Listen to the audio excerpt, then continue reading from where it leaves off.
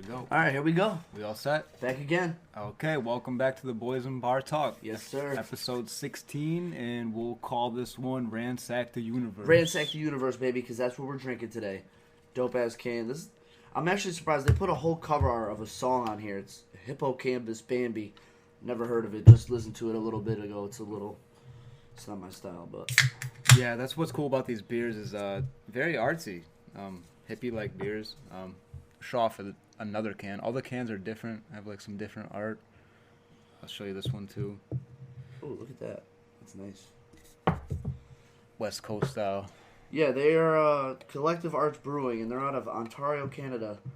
You know, it's always weird to look at like Canadian cities because it's like they have a city, then they have like their district or whatever you call it. Do you know what they call it? I don't know what they call it. Maybe. It's like something Ontario, Canada. It's not just Ontario, and like Ontario is not a country, obviously. Yeah. It's like a section. It's weird. Like Montreal, Quebec. Yeah.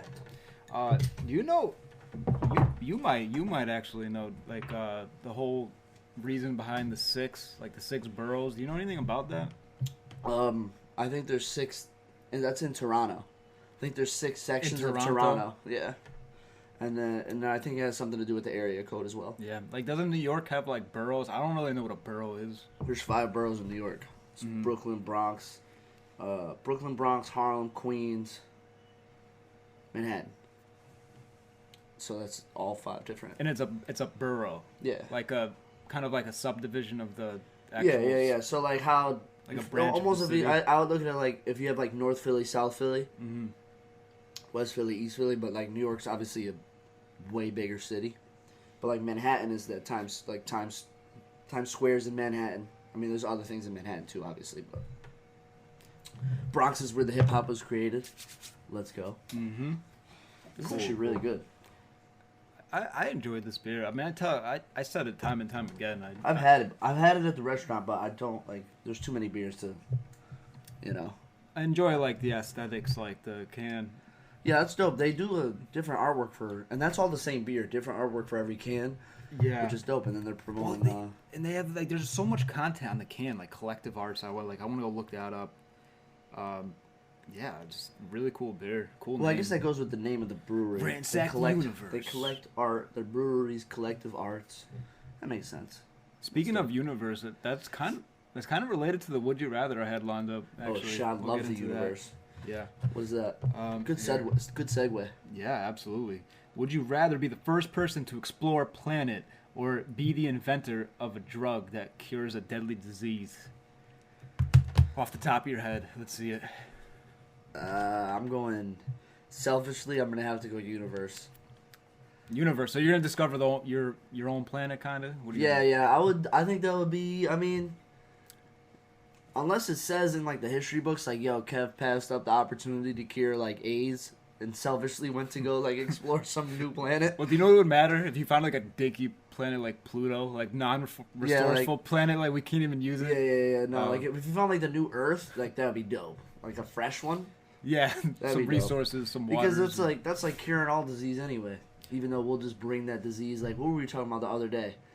Christopher Columbus. How they just came over here and ransacked the United States in October. I think Columbus Day might be next week, right?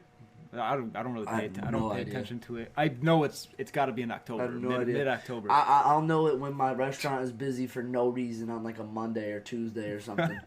And I'd be like, what is happening? And then, it's Columbus Day. Everybody has the day off. And it's like, yeah. I was leaning towards the planet myself. Yeah. Just because I wanted to I'm interested in space, bro. I always was, so. I'm so into Plus, space. like, in the words of the great Mike Garcia, overpopulation's a real problem. So, people gotta die. He's a real eco-friendly guy. Yeah. People gotta die, man. It's the way of life. Yeah. I feel so blessed to be part of an era where we actually like discover stuff in space, like we care about space, man. Like we're discovering new planets out there, even though we don't know what they really look like. We know they're there now. Imagine if it's all fake. That would be crazy. Well, what is fake? The universe? Yeah, like it's everything all fake. Outside. Like it's all just a like conspiracy. It's just a green screen up there. All yeah, the stars, just a everything. big old green screen. Could be. It's a simulation. Could be, dude. They make weather. They can make the fucking sky. What if they're hiding something? I don't know. You got to look up this one guy. I forgot his name. He has a crazy name, but he put the universe, or I'm sorry, like your civilization, in tiers. Like there's tier 3, 2, 1, and 0. And he puts like Earth. It's like our civilization is a 0. Word. But once you get to 1, I think 1 is when you can control the climate. Okay. Yeah. Oh, And so then, we're... Hold on, I'm sorry.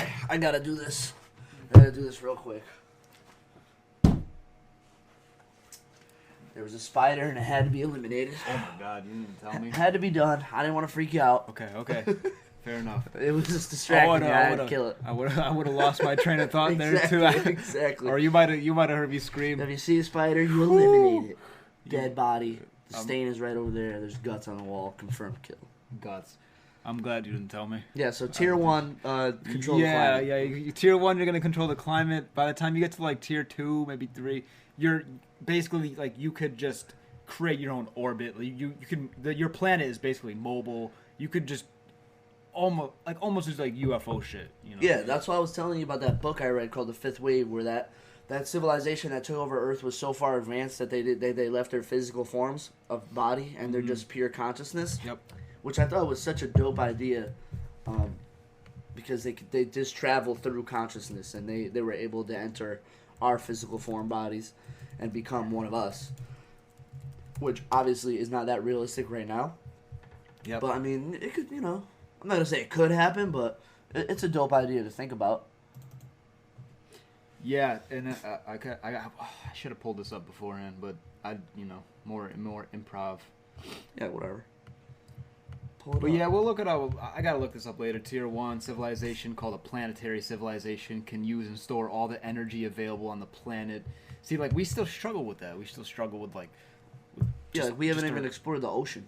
Yeah, the ocean. The ocean is... Which I understand it, but it's so vast and like there's so much untapped territory in the ocean. Yeah. That's why it's scary, but it's also beautiful to think. Like, I love the ocean. But like there's so much we don't know about it. No, did you ever hear about the Marianas Trench? Yeah, I've heard it. It's like the deepest part of the ocean. Yeah, super deep. Yeah. And it's just amazing how it's pitch black down there. Yeah, no light. But like that's like that fish that has that light that like creates electric current with its own body. Oh yeah, right. Like shit we never seen before. Yeah, and it's like I mean the evolution of that animal, just because it's so dark down there, that it developed its own light source. Yep. Like that's just, I mean, that's nuts. like evolution, like that's what they actually do. I actually love this picture. I might have to. That's crazy. I might have to like put a little edit in and like put this in like a clip or something. But you see like. It's clear. Yeah, it's like sky blue right there, and then it's like literally 80% of that is all like we have no idea what's under there. Like we don't even have the technology to see anything. Yeah, but the pressure itself, like the pressure just explode. Did you ever see the fish? What was that fish called? That like really that blobfish? No. That blobfish under the. I'll show you real quick. Yeah, there's like a blobfish that just looks hideous. It just looks. Yeah, you've seen it. You gotta seen this thing before. It's called the blobfish. Right, No, it literally just looks. It looks like Jabba the Hutt. Yeah, it literally just looks like. It looks like Squidward. Squidward, but melted down almost. Like Squidward melted. Like it just looks. Like that's because of the pressure down there. Because of the pressure, yeah. Damn, that's like crazy. That's what it does. Like that's what stuff looks like down there. It looks crazy. Don't look it up. It's gross. Yeah, the ocean is mysterious. Yeah, so I'm going with space. Sorry, people. That's it. I'm sorry. I can't blame you for picking space, though. Yeah. I mean. Yeah, you just got to pick something resourceful. Yeah, man, we gotta move. We gotta move eventually. This we're gonna have to die. colonize out there. That's actually a good point, though. The way it is similar with Christopher Columbus because of like you have a small country in Britain that found this monstrous territory. They didn't even know about it. I mean, there was 13 colonies, which was probably even less than that to start. Yeah. If they had no idea what was out here. Hey, shout out to Connecticut, part of the 13 colonies. Yeah, we go way back. Represent. You ever think about that? There's like towns in Connecticut that have been around for a while. Yeah, we were at Barnes and Noble, and then we found all the towns in Connecticut. Yeah. I'm like, who even like since that long ago? I was surprised someone even wrote about Connecticut. Really, all the towns, fuck Connecticut, cities, and I'm surprised they do a whole book on our taxes. Yeah, everything's history, man. It's crazy.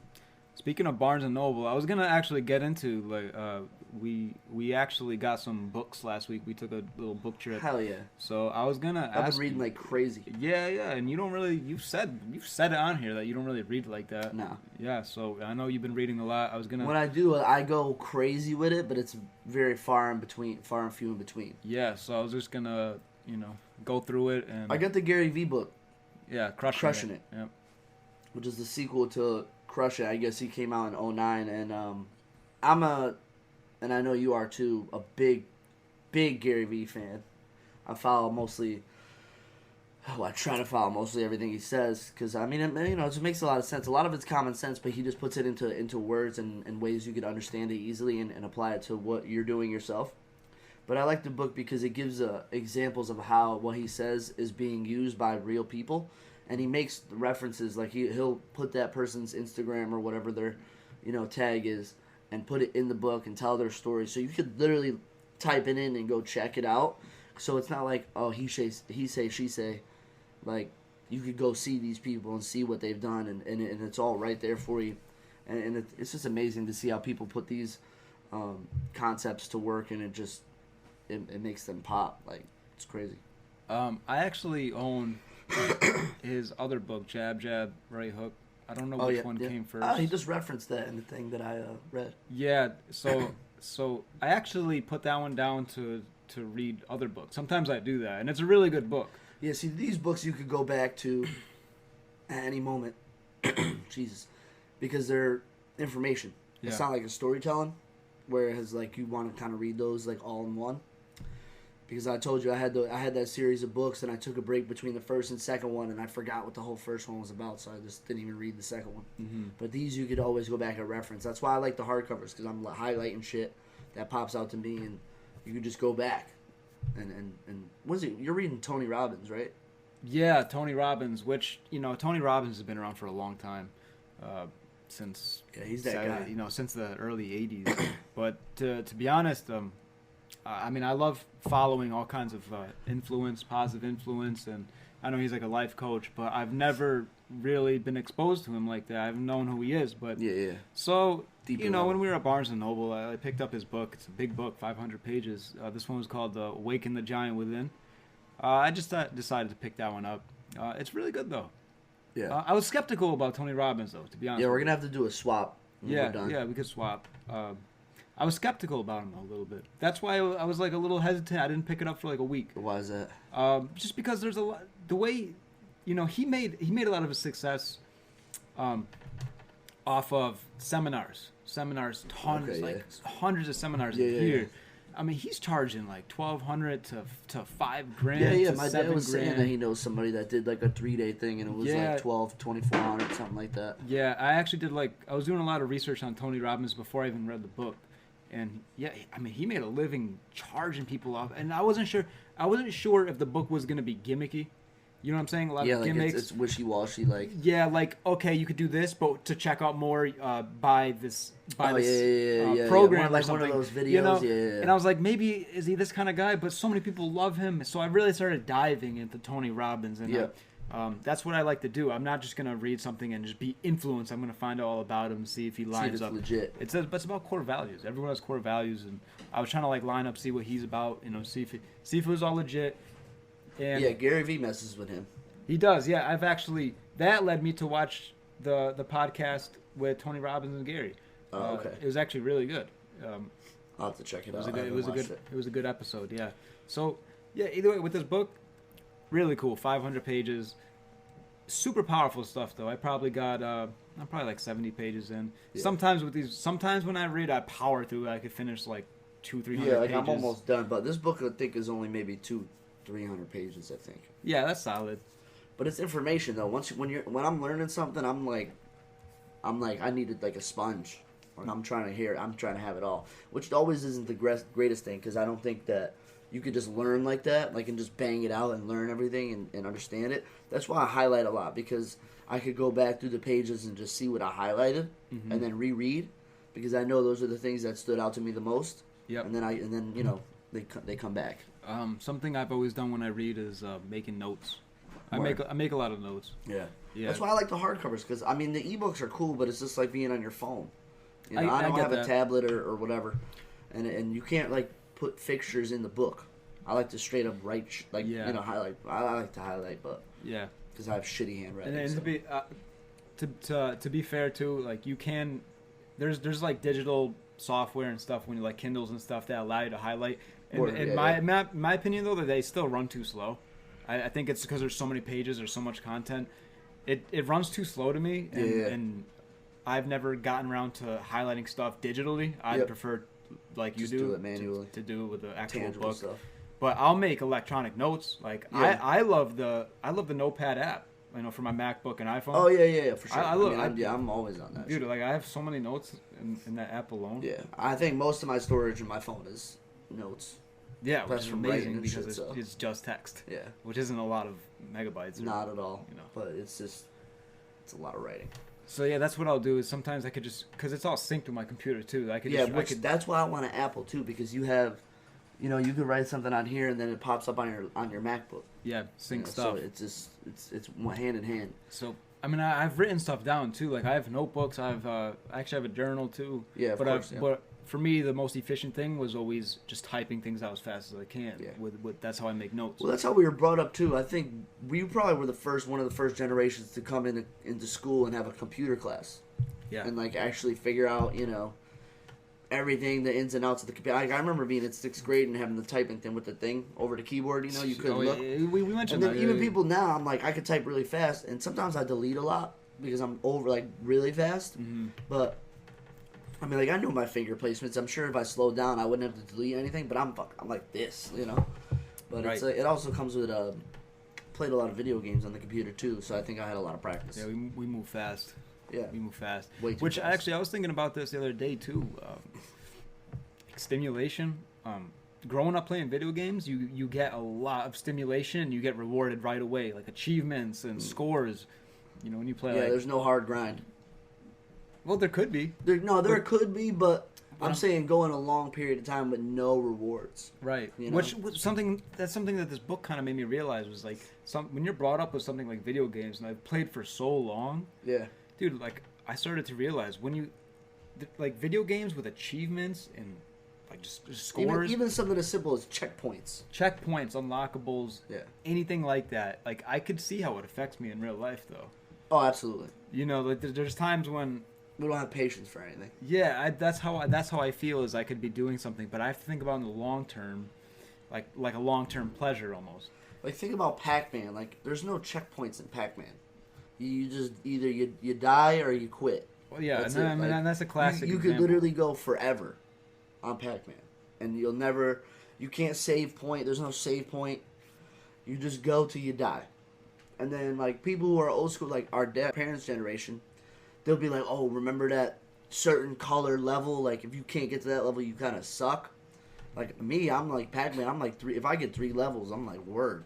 And then, but like you see high scores that are like quadruple, and like they sat there for 4 hours, knowing that they're gonna get like 100,000, 200,000, or 1,000,000. And it's like, nah, I'm good. Like I need save points. I need checkpoints. I need achievements early. Like you got 3 lives. I need more than that. And I want to be able to restart, but I want to be able to restart and continue where I left off. Like how many times we play Gears of War and like you're about to beat the boss and you die and the checkpoint is mad far back. Yeah. Like I remember one specific one. I don't 100% remember the scene but it was in Gears 1, and like me and Mike were doing co-op and we were just dying, and every single time it was just one of those checkpoints that was way farther back than the end part, but the end part was so hard. Keep dying, and you gotta go all the way back, and it's just like, ugh, it's driving me crazy. Patience, baby, patience. No patience. I have no patience. Mm-hmm. But I guess that's probably where it stems from our dumbass video games that we play. That's what I think. So every time I read a book, I become. Because remember how one time that we got a fan suggestion for mental awareness? Yeah. That's something that I always loved about reading books. Is it just gives me more and more mental awareness, like self-awareness, feeding that brain, which is like I'll read a book and it's almost like law of attraction where whatever I'm reading I apply it to like my real life the next day or the next week. Yeah. You know what I mean? Oh, of course. So, I think about it usually all day, like it'll be stuck in my head or whatever I was reading. That's the all key. Day. That's the key to reading. I'm telling you is like applying it to your real life. Yeah, like I want to bring that book to my job right now, but they will yell at me. Yeah. Yeah, you can't. I did that at the pony one time. I was reading a book. I forget what book it was. It might have been The Fifth Wave, honestly. And I was bringing it to work because I was just like, yo, it's slow. I'm like, I'm just going to read while I'm chilling. I got in trouble. You did? Yeah. For just getting your knowledge up. They came out the back and they're like, yo, what are you doing? I was like, read. They're like, clean something. And I was like, oh, yeah, maybe I could. But I'd rather read. I don't want to clean. I clean enough. Yeah, rather read. You got to get... That's one way to get your patience up, though, is reading. Oh, yeah, easily. But that's another thing, though. I was going to say about the books. And when you have it in your hand and you have, like, a certain amount of pages, like, okay, when the left side is bigger than the right side, and I feel way more accomplished. You know what I'm saying? Like, you're more than halfway done, and, like, you got this chunk done and you only have this much left. It's, like, more motivation to keep reading because it's like, oh, just bang it out, just bang it out, just bang it out. And then, I feel a little accomplished because I got the left side is bigger than the right side now. Yeah. Something that was really big in this book was he said everything, like, all your thoughts and action is linked back to pain and pleasure. Yeah. So in his sense, he links, he's never been a big drinker. He's always linked liquor and beer to pain because he had, like, a family relative, like a really, like, nasty, like, relative that smelled bad and was always drunk all the time to liquor. But then when he wanted to try beer growing up as, like, a kid, maybe like an early teen. Yeah. I don't remember how old he said he was, but he asked his mom to go drink some beer, and she goes, "All right, but you got to finish the whole 6-pack." He drank one. And he's like, you remember how your first sip of alcohol did. I could literally picture mine right now. I can picture mine too. Everything about it. Yeah. And so he's like, he took that first sip, and I remember how I felt too. I struggled to drink one can. I remember, I'll tell you mine. I was like, so my mom left I was like 6th grade. So I had to be before 6th grade, like 4th grade maybe, something we'll say. And maybe 3rd grade. And I asked my mom for a sip of beer, and she was like, yeah, of course. She gave me a sip of beer, and I was so disgusted by it. It was about heavy. So disgusted by it, I didn't want to drink. I didn't have another drink until I was a senior in high school, probably towards the end of the year. Because I was just like, I don't like it. I never liked it. And it stuck with me in my head that I just didn't like it. Yeah, and that's what his main point was. He linked it to pain. Yeah. Because he drank the whole 6. And that's terrible. That's literally... So he threw up everywhere. Disgusting. And he linked that to pain forever. Yeah. Just like maybe... He would say this. When you started drinking in senior year, you started to link it to pleasure because it led to more good times. Yeah. In times with your friends, like bonding with your friends or doing whatever. But he never got over that. He linked it to pain. And because that's traumatic. Like, that one sip is easy to get over, but you drink a 6-pack at whatever age, and it was obviously younger than, let's say 18. I mean, and you start throwing up everywhere. That's like when, like, I can never drink peach Ciroc ever again. Right, yeah, because you just link it. Because I link that shit to pain. Because that was which awful. Is crazy, Because it's such a simple concept, but he's so right in that sense. Oh yeah, no, 100%. But you don't think about that kind of stuff, and it's just like maybe you could probably kick habits easier, knowing like what it's linked to. Yeah. And just kind of like whatever. Yeah, and so while I'm reading the book. Before I started listening to his podcast because I wanted to get a gist of his personality and what he's about. So while I'm reading the book too, I started listening to some of his podcasts too. Yep. And you gotta give me the link to that too. I want to check that out. Really cool shit though. Really cool stuff. Like he did one with Conor McGregor. I loved it. Yep. And he was saying that everything's like a visualization process. Not only that, but he says. He never negotiates with himself. He says you don't negotiate with yourself. He says he wakes up in the morning and he takes like a polar plunge, like he jumps in that cold bath with water, like he jumps in a cold tub. Yeah, but he says because I wake up, I don't negotiate. I'm not gonna say it. He doesn't link it to anything. He just says I gotta do it, even though it sucks. I just gotta do it. Word. So that's how he starts off, and then when he wakes up, he gives a lot of love. Like he thinks about. Like gratitude, like what he's grateful for. He gives love. That's a big law of attraction. He thinks of somebody in his head, and he just like gives love to them in their head, like wishes them well. He has like a whole routine that he does almost every 5 days a week. Yeah, I almost brought that up today too. Routine, yeah. Because I was thinking about my routine in the morning, because Rob made me wake up at 8:30 this morning, which I never do. Because I have to be at work at 10:30 today. Right. And it's like 10 o'clock now. So we had to bang this out in the morning, and I'm just thinking, I'm like, what the fuck? Like, I have no morning routine besides wake up, shower, brush my teeth. Like, everything else after that is a freestyle. Do you make your bed? I think you told me you make your bed now, right? I usually make my bed. Yeah. I have not made my bed.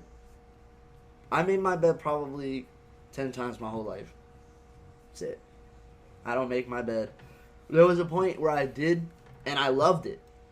But I'm like, I have such a rapid thought process. Like, I'm already gone out the house as soon as I wake up. Right. And mentally, I'm already at work. Yep. So like when I had time to, usually I wake up at like 10 o'clock to be at work at 10:30 because I work right down the street. So I'm up at 8:30 and I'm like, all right, I showered, I brushed my teeth. Now what? Like I can't go to work and I'm waiting for Rob to come.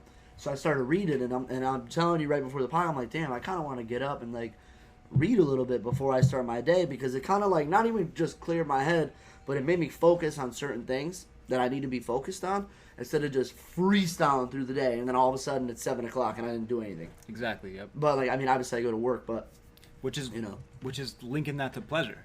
Yeah. And this is one concept I read, and then you apply it to your everyday life, and that's what he was saying, that he gets pleasure out of accomplishing things. Word. So he links that to pleasure. So you feel that sense of accomplishment, that productivity, and that's usually what I do to start my day. Is I start off with something small, and try to make it bigger and bigger.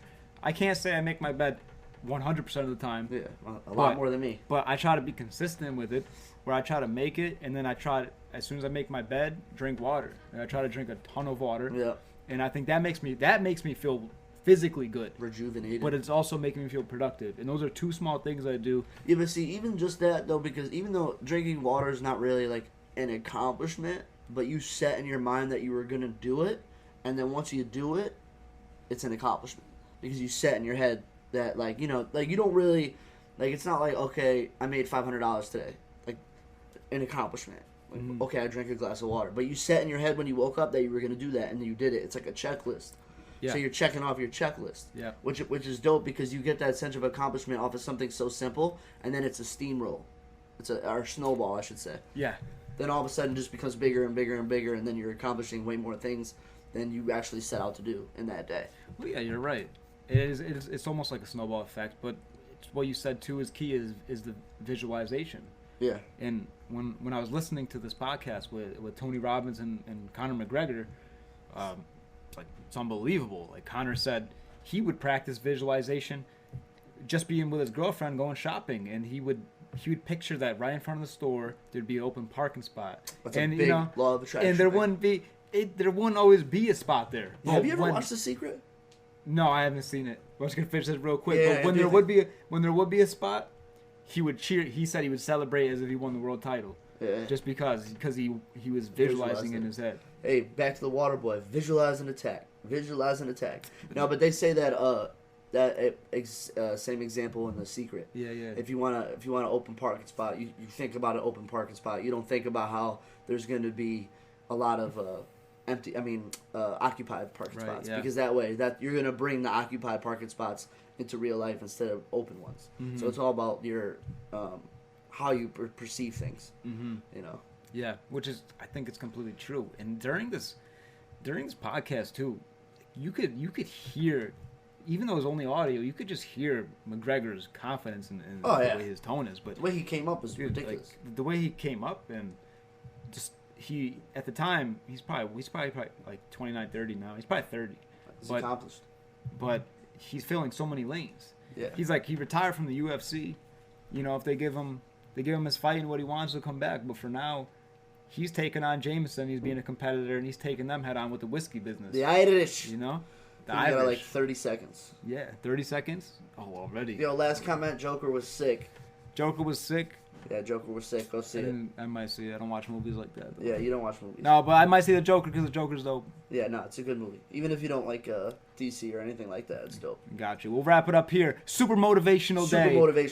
Let's get this day started, Stay baby. We're out of here. Peace.